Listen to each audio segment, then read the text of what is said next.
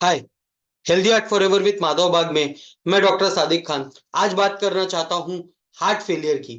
Heart failure ऐसी बीमारी है जिसमें हार्ट की पंपिंग कैपेसिटी कम हो जाती है।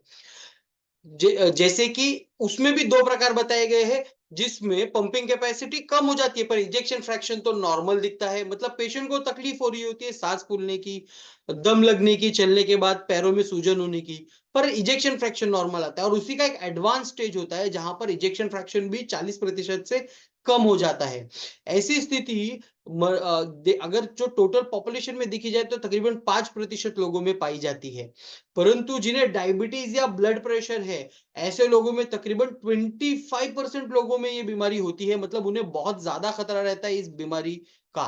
तो क्या इस हार्ट फेलियर का कोई इलाज है? चलिए आज का केस देखते हैं। आज का केस है पालनपुर से, जिस पेशेंट को चलने के बाद में सांस फूलने की तकलीफ थी। डायबिटीज और थायराइड की बीमारी उन्हें बहुत पहले से थी और इसी की वजह से इन्हें हार्ट फेलियर ये प्रॉब्लम आ गई थी। इजेक्शन फ्रैक्शन कम होकर के केवल 30% हो गया था और बहुत सारी दवाइयां वो लगातार इसके लिए ले रहे थे। यहाँ पे देख सकते हैं इतनी सारी स्क्रीन पे मैंने लिखी है दवाइयां वो ऑलरेडी इस प्रॉब्लम के लिए ले रहे थे, बट उसके बाद में कोई खास फर्क नहीं पड़ रहा था। और वो माधवबाग में आ गए। माधवबाग की ट्रीटमेंट चालू करने के बाद में उनकी ये दवाइयां बहुत हद तक कम हो गई।